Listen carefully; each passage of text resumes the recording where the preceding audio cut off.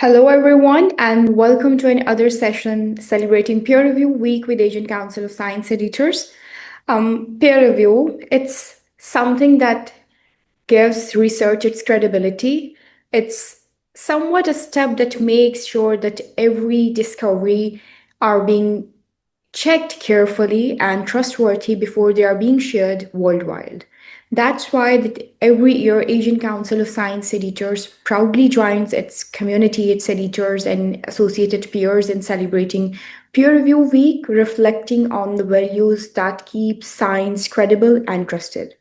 As part of this year's celebration, we are excited to welcome Professor Timothy Ken Mackey from University of California, San Diego. He is also the CEO and co-founder of S3 Research, Director of Global Health Policy and Data Institute, and Editor-in-Chief of JMIR Infodemiology. With more than 270 publications and a strong record in technology innovation for academic publishing, he brings a wealth of insight to our today's discussion. Tim, it's an honor to have you with us. Thanks for having me, Mariam. In this session with Tim, we will be exploring Tim's perspective on how artificial intelligence is reshaping peer review and what that means for researchers, for reviewers, and for institutions worldwide. And to start off, Tim, when you think about artificial intelligence incorporated into peer review, what do you see as the biggest opportunity and maybe also the biggest challenge that it brings to the future of this process? Yeah, again, thanks, Mariam, for the opportunity to talk about AI during peer review week, which is really important because right now, with a lot of funding cuts in the United States, we're seeing a cascade of effects that impact the peer review process, all the way from people not having time to conduct peer review. Just today, I received 2 peer reviews, and unfortunately, I just don't have the time to do them because we're dealing with a lot of other issues that are more important right now. So we're going to see a lot of changes in this space because of the introduction of technology. And some of the challenges and opportunities are the same. And I would concentrate on 3 things. And that is transparency of the actual algorithms themselves and how AI is used to either facilitate peer review or, even potentially replace peer review, which is what we don't want. Quality is another issue. We really want to make sure that the quality of peer review meets a certain standard. And whether it's AI or not, a lot of times there's issues with quality in peer review. And then accountability. Accountability is the concept that whoever is writing the review is accountable to their work and make sure that they're doing something to advance the science. So we don't do peer review to, say things bad about people's work. We're there to improve people's works, to help them understand how they can get their work to a space where it can be one, reproducible, but also unique and also innovative. So all of those 3 things, again, quality, transparency, and accountability are both challenges and opportunities for artificial intelligence. That's a fascinating overview and perspective in the start. So, moving forward, let's go a little deeper into the role of reviewers themselves. How do you see that with AI changing the day-to-day workload and expectations of reviewers, especially in health sciences, where evidence quality is so critical? Yeah, and I think a lot of people think that AI can do a lot of amazing things when it comes to automation of peer review processes. But when I think of innovation in this space, I think of simpler things. So better recommendation systems and automation systems for picking peer reviewers, for example. So one of the things like myself and other editors who manage lots of manuscripts is oftentimes we have to figure out who the best peer reviewer is for a particular article. Because less people are accepting peer review, you really have to send out maybe 100 or 200 invitations even to get 3 peer reviewers to accept to review a paper. So automated systems that will help match reviewers with manuscripts that are more closely aligned to their interests, that will automate the workflow for selecting reviewers and inviting them, which some journals have. Like I work at JMIR, which is a large journal family that focuses on health informatics. And we're lucky because as editors, most of the peer review selection process is automated in some way. It doesn't have to be a large language model or a very complex algorithm that is used, but some automation and selection of peer reviewers and also selection when it comes to the quality and rating of the review. So we can capture a lot of data once a peer review is selected, and then the review comes back. And authors can also review the peer reviewers as well. And all that data allows us to do more precision-based selection of reviewers. So that's one very simple part of the workflow process where we're not really disrupting the integrity of the research. We're just making it easier for the research to go faster, to match reviewers to things that are interested in reviewing. And then, of course, getting the science out there faster, which is a big issue because during COVID, it was really important that we got our research out faster than the traditional peer review process. So we saw a lot of use of preprint servers, things like that. And so now I think we're going to have to adopt some of those approaches by augmenting the peer review process with AI tools, but of course, not giving AI the whole process of peer review. Exactly, because this is how we adopt more ethically with AI using in peer review process. So, of course, that whenever we talk about technology, we also have to think about equity in the whole process. So, do you think that AI risk widening the gap between reviewers and well-resourced institutions and those in underrepresented regions? Yes, it's very possible that there are some concerns about equity issues when it comes to the use of AI. Most of them are probably going to be in the content generation space, people that have large language models or access to these generative AI tools that are relatively free right now, but they do cost a lot of money to run. So large language models have a lot of compute cost.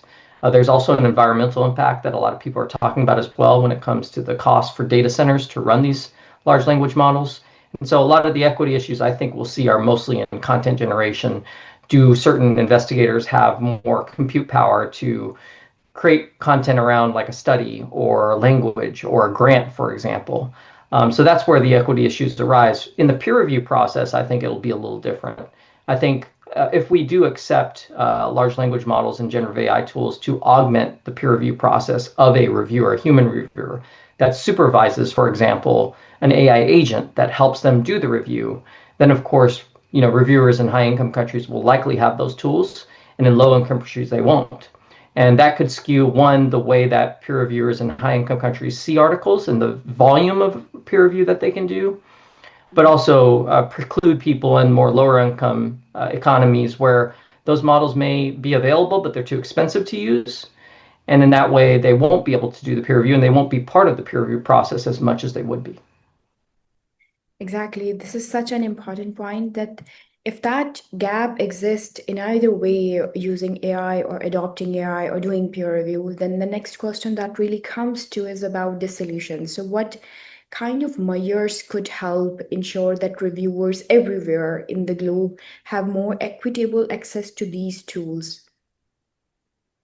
The first thing is we, as a publishing industry, as an academic professional society, we have to start to develop standards and rules around the use of AI in different parts of the publishing process. So that could include, again, selection of journals. That's a very simple selection process that AI is very good at. If we can build tools that help authors go to journals that are more likely to accept their manuscripts because the article is a better fit, then we can get science out there faster and have it more impactful. So again, AI has a lot of different benefits throughout the publication cycle. When you get to the peer review process specifically, a lot of journals are trying to figure out what to do about these generative AI tools and haven't really figured it out yet. In reality, a lot of reviewers are using these AI tools when they're submitting their peer review reports, which is problematic because a lot of times we don't have transparency to that use. So a lot of times, as an editor, sometimes you're looking for peer reviews that have some errors in it, that look like someone may have done this but not really written it in a clean way, and that's more likely probably human generated than something that's very clean. You can see a lot of the language that comes from a generative AI tool. It kind of follows a certain syntax or certain tone. And so for those, we're concerned because a lot of times they're just regurgitating information that's already out there, and they're not doing a real critical review of that paper.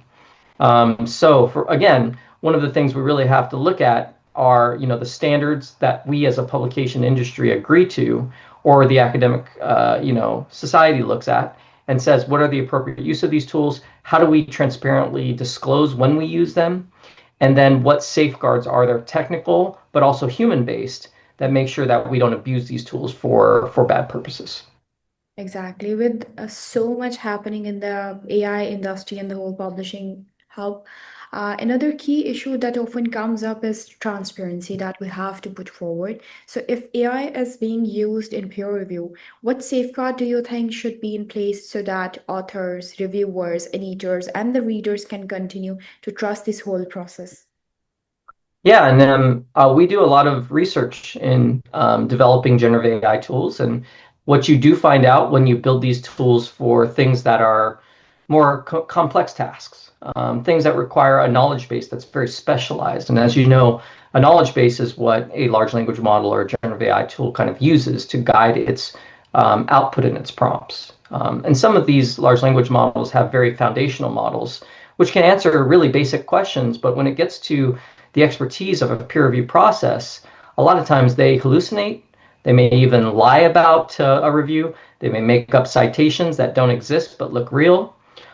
So what I think at this point of the technology kind of rollout is that generative AI tools and LLM tools are not sufficient to do actual peer review. What additive processes can they do that we can standardize? Again, for example, matching the peer review process to better reviewers. Maybe triaging for copy editing, for formatting, helping you identify whether the article is even a good fit for the journal. So a lot of journal triaging things that we do and our editorial staff do that doesn't actually directly implicate the peer review process are probably better use cases for this technology at this point.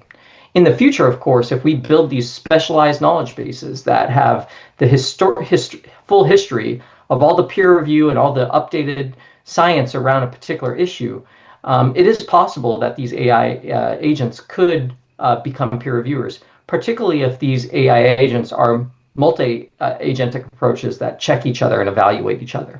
So there is definitely something on the horizon, but in my opinion, currently we should leave these generative AI tools to additive functions of the peer review process, not the actual peer review process itself. Of course, if you want to copy edit your peer review and make it clean and make it more maybe structured and have it rewritten in a way that's maybe more understandable, or organize it, or maybe create an outline for your peer review, but that you then, actually do the review and do the critical analysis. Those are also things I think we can standardize, and that would help reviewers even present a review that's more impactful and understandable by the author who they're reviewing. Exactly. Now, thinking beyond these all safeguards, let's look at a broader system with so much like what to do and what not to do. How do you see that publishers and institutions aligning AI use in peer review with wider and ethical regulatory frameworks? Yeah, there's a lot of that's a tricky question because there's so many different regulatory, ethical, and legal frameworks in science. They differ between types of writing. So maybe the ethical framework's different when you're writing a grant versus when you're writing a manuscript, or even when you're writing continuing medical education materials, things like that. So one of the things, again, I think that are important are just these three concepts: quality, transparency, and accountability. At JMIR, we really focus on accountability. We know that people may use these tools. Hopefully, they'll be transparent about their use. And a lot of times we don't have technology to actually check if someone's using these tools and they're not disclosing it. So what we back into is this idea that no matter what the work is, no matter how it was produced, you as the peer reviewer are accountable for it. And if you can't be accountable for the work, meaning that you don't understand what was outputted when you put this peer review in, or you didn't actually read the paper, you just had it automated, that means you're not accountable to your work. And that means that you're breaching the scientific integrity kind of social norm that we have. So unfortunately, at this point, I think because the solutions and checking technology are not there, we have to really rely on people to be accountable to their own work. And hopefully that maintains the integrity of the scientific process. Recognizing, of course, that this technology will advance when we build these ethical frameworks around these knowledge bases. And there is a lot of discussion about responsible use of AI. And perhaps when those kind of knowledge bases are appropriately gated, when the LLMs are routed and, kind of guardrailed in a way that are established based on these ethical AI principles, maybe then we'll be able to use it for, again, a limited set of use cases, test it. In science, we should be testing these tools to see how good they are at peer review, comparing it to human experts, and also seeing what those knowledge bases can create when it comes to quality of peer review based upon, again, what we call curated knowledge bases on specific topics. Exactly. With so much potential of artificial intelligence, not like fixing on one side, another angle that I would like to have your perspective on is the training part. Do you see opportunity for AI to help strengthen reviewer training and integrity checks, or even the global collaboration among reviewers? Yeah, absolutely. Those are, again, some of these additive functions. Training peer reviewers to write better peer review is not necessarily taking over the peer review process. A lot of that training content can be generated in a structured way. It can also be trained on the guidelines and the specific requirements of a particular journal or even a particular discipline. So there may be disciplines that need to follow, for example, a particular clinical practice guideline or some evidence-based medicine framework. So you could create these specialized, again, knowledge bases, and all these different agents have different jobs in this generative AI tool. Some could evaluate whether a peer review is written to the standard or the structure or the requirements of the journal, for example, and another could evaluate the medical appropriateness in the context of, evidence-based medicine, for example. So there are a lot of different things you can do with these tools to help peer reviewers get to a higher quality. And eventually, that's what these tools should do. With human review and human peer review, we have a lot of variability in quality. Mhm. I think everyone's seen that one sentence peer review, which actually, as editors, even if it says the article's great, if it's our first peer review, we can't use it because it doesn't have enough quality for us to judge an article. We also have people that are very abusive in peer review, and that's not appropriate either. So a lot of that training, a lot of cleaning up what the peer review is, making sure that also you're being very specific about the advice you're giving to an author instead of just asking for everything. Those type of things, I think, can really optimize the peer review process, and potentially these agents can help peer reviewers get to a bit of a better place. One of the other things I'll just mention real quickly is the peer review process is extremely important to science. It's the only thing that differentiates us from different types of writing and research. Yet many people don't get any training in how to be a peer reviewer. They learn as a postdoc, they learn as a trainee, they copy what their mentor did, or they just write whatever they think. And so I think with these AI tools, we have a lot of opportunity for training and improving the quality of the peer review itself. Exactly. So moving for the last part, finally, if you could share one key message with the global research community about preparing for the use of AI in peer review, what would it be? I would say that even though I've kind of throughout this talk, I've mentioned that I don't think these tools are ready for peer review. I think as a industry and as a group of professionals, we have to embrace this technology. The reality is that there's a lot of headwinds in research when it comes to funding challenges, when it comes to not compensating the peer review process, the quality of peer review. And what we really need to do is figure out the way that these tools can help us because we need these tools to advance science. And again, let's start with these kind of small processes first, make it easier for peer reviewers to do their actual job, which is to critically evaluate an article. Then we can get to the next stage, which could be bigger things, building, again, a community where we agree on what gets into a knowledge base. And we have these agents, AI agents that can evaluate a peer reviewer or the peer review they do, or even generate peer review at a certain level once we've established a certain quality level that can be made. So one of the things I think AI tools will be very good at and are already good at are systematic review types of analyses or meta-analyses. And if you apply that same approach to a knowledge base that can augment or help the peer review process, you might actually help peer reviewers find the gaps of what they don't know about an article and build that into their peer review and even, add more value to the process that they're given. For example, a summary of the article or summary of a methodology or things like that. that can help the reviewer understand, more technical aspects of the article, but then give their opinion about things that are more translatable, for example, the translational aspects. So there's a lot of promise here. And as an academic, society, we really need to figure out how these tools will work together, but also making sure that we do it in an appropriate way that doesn't impact the scientific integrity process. Thank you so much, Tim, for sharing such insightful thoughts on this topic.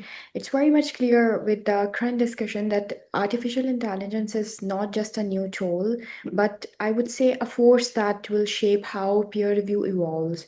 And it's up to all of us involved in the whole process to make sure that the transformation is both ethical and inclusive, and it's not guarded by the editors or the reviewer, but it starts with the authors at the first step and moving forward to the least steps of the peer review process. And I would like to extend thanks for everyone watching today. Thank you for joining us as part of ACSE celebration of Peer Review Week 2025. And we look forward to having you with us in our upcoming session as we continue to rethinking peer review in the AI era together. Thank you. Thanks, everyone.